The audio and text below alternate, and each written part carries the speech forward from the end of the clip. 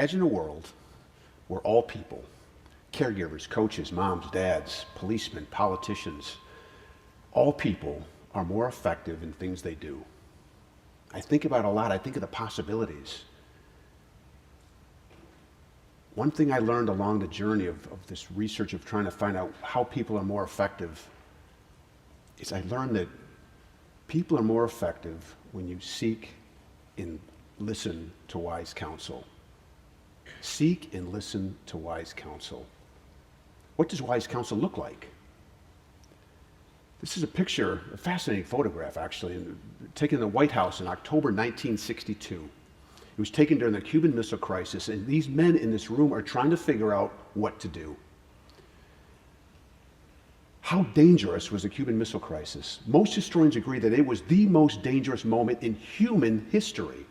What caused the crisis? The next two slides I show you are actual maps shown to these men in this room in the photograph to get an idea of how serious the situation was. This is an island of Cuba, 90 miles, only 90 miles off the coast of Florida.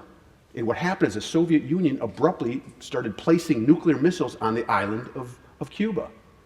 This next map is even more alarming. It shows that the range of these missiles could have hit any city in the United States within a matter of minutes, with the rare possible exception of Seattle, Washington.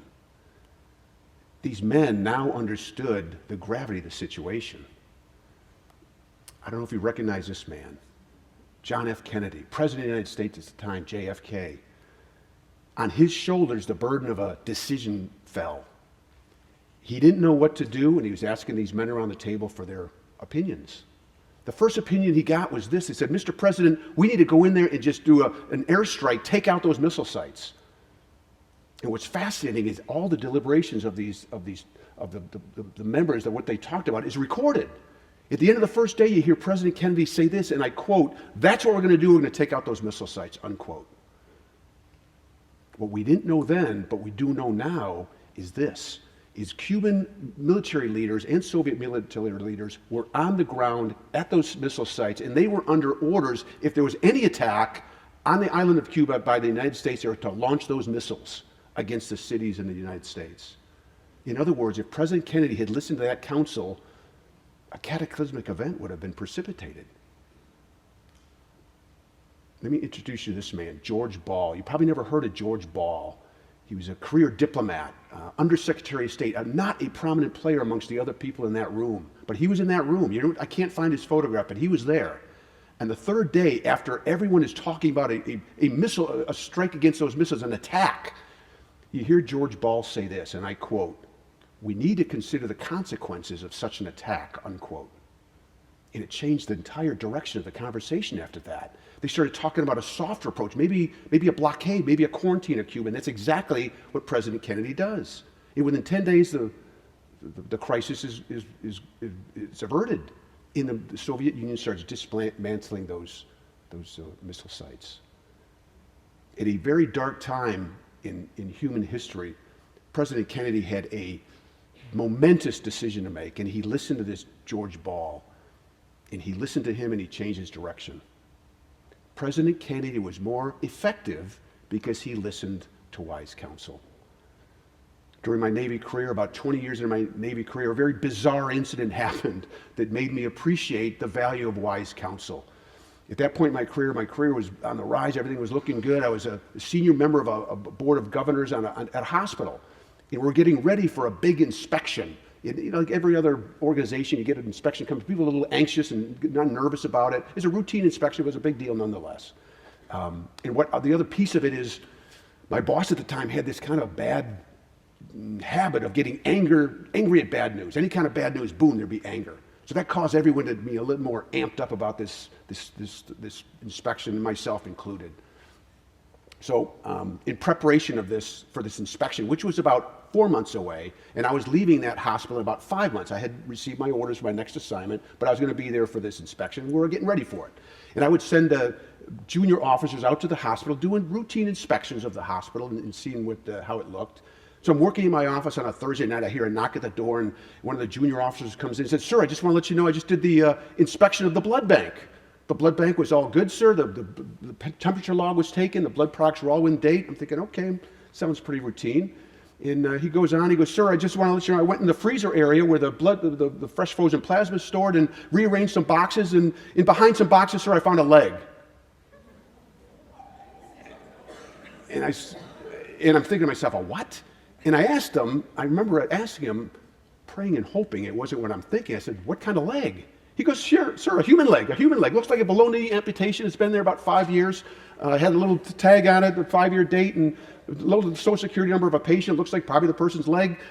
He's telling me this stuff. He says, yes, sir, a leg behind some boxes, sir, a human leg. And he's still talking, and I'm not listening. My mind is racing. The first thought I had was, okay, the Navy sent me to some great training, but I missed the class on what you do when you find a body part in a building. The second piece was I had the pity party. I'm thinking, man, I'm out of here in 4 months. That darn leg's been in there 5 years. Why couldn't they just not find it? I didn't leave it for the next person. But then the third thing consumed me was, oh man, I got to tell the boss the next day. And this is not good news. This is bad news. And there's going to be a lot of anger. So make sure we're all on the same sheet of music here. I think you get it. Finding a body part in a hospital is not good news. It's not a normal thing. So I got to tell the boss the next day. Well, the lieutenant who's briefing me, and I started getting zeroed back in on him again. He knew about the anger thing with the boss, and he didn't want anything to do with his leg either. He goes, sir, what other thing with the leg? I said, what's that? He goes, sir, we can get rid of it tonight. I said, what do you mean get rid of it tonight? He goes, sir, we have a contract with the civilian incineration team. I run that contract, and pretty routinely, I call them up, have them come on the base to get boxes. They take the boxes off the base, they burn them. I call them up tonight, I say, we got some boxes to burn. They come on the base, burn the boxes, except tonight, I slipped a leg in one of the boxes. I'm thinking, I said, that's interesting. It sounds like an interesting idea. He goes, sir, it's a great idea. Let's make it happen. I said, wait a minute. I said, this doesn't make sense. I said, how long's the leg been in there? 5 years, sir, 5 years. And I said, wait a minute. It can wait another night. I got to think this thing through. So he leaves my office, and the last thing he says is, sir, you call me up on my cell phone. I'll get rid of that thing like that tonight. Call me up, sir. Wink, wink. And he leaves my office, and it's all quiet in my office, and I'm thinking, what the heck? I look at my inbox. I had my schedule was full the next day. I had a lot of work. This leg came out of nowhere. I didn't want to deal with it. I kept looking at my phone. I said, man, one phone call, boom, this is taken care of. But I said, something said, slow down. Something said, get someone else's opinion. Something said, seek wise counsel. And that's what I said, that's what I'm going to do. I got to ask somebody. I said, oh man, who to ask? All these men and women who I've been working with all these years in the Navy, great wisdom, great experience, great knowledge of hospital operations, but who to ask? Whose opinion do I value the most? Who's close to my heart? Who has helped me get to that level of success that far in my opinion, in my career? And I thought about it. I said, oh, I know who to ask. I went home and told my wife, Chris. Chris has always been my wise counsel. To this day, she's my wise counsel. And I told her the story. She goes, you're not thinking of burning that leg, are you? I said, I'm thinking about it. You can't burn that leg. You got to man up and tell the boss the next day. You can't. You got to do the right thing. Man up. Go tell him. I said, oh man, she's right. It hit me like a slap in the face. I said, Mark, what were you thinking? I didn't think of the consequences, my reputation, my character, my job, maybe my career if we had done that. I went in the next day, told the boss, and obviously nuclear explosion of anger, but we got through it and we did all the right things. We did a root cause analysis. We worked through it and we changed some processes. The inspectors came in, we passed the inspection. All was good. But in a bizarre incident in my Navy career, I was so fortunate to get wise counsel. Like I said, Chris has always provided that wise counsel for me. I must say too that I pray to my higher power, my God.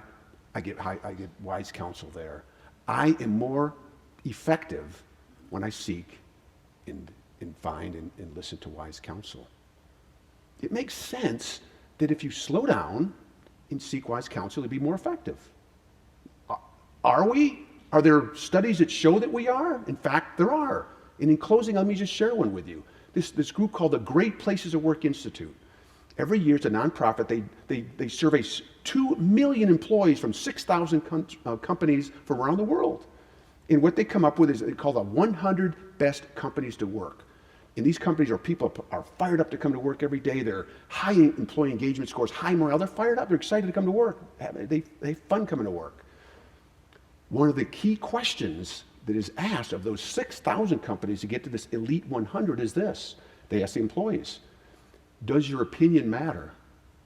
Do your bosses ask for input before they make decisions? In other words, do your leaders seek wise counsel? So every year they come up with this 100 best companies to work for list. That's all cool. You got these excited people. But are the leaders of these companies more effective than other companies that are not on the list? Good question. This great companies, the Great Places to Work Institute looked at it and said, let's look at market returns. Do our companies, of the 100 best companies, they beat the market average? Seems like a reasonable approach. So that's what they did. In an 18-year study, they looked at this thing. They want to know if their companies beat the market average. Do they beat the market average? 100 best is the higher one. They not only beat it, they crush it. It's almost 3 times the market average. The leaders of the 100 best companies are more effective because they seek and listen from their employees wise counsel. This makes sense, I guess, for businesses, but more broadly, teenagers. We brought up 3 teenagers. I was a teenager once. I would say that it's reasonable to generally think that would teenagers be more effective if they seek wise counsel before they act?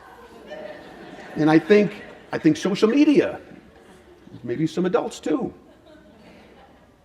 John F. Kennedy was more effective in a very dark time in human history because he was able to seek and find and listen to wise counsel. I have always been more effective when I seek and listen to wise counsel. The most effective leaders in the world are the leaders of the most powerful companies in the world, most highest performing companies in the world are more effective because they seek and listen to wise counsel. Wise counsel is about listening. Are we seeking wise counsel? We're in a dangerous time. Are we listening to one another? Are we seeking wise counsel? Would you be more effective if you seek wise counsel? I still imagine a world, I think of the possibilities where everyone, before they act, before they take action, they seek, find, and listen to wise counsel. Thank you.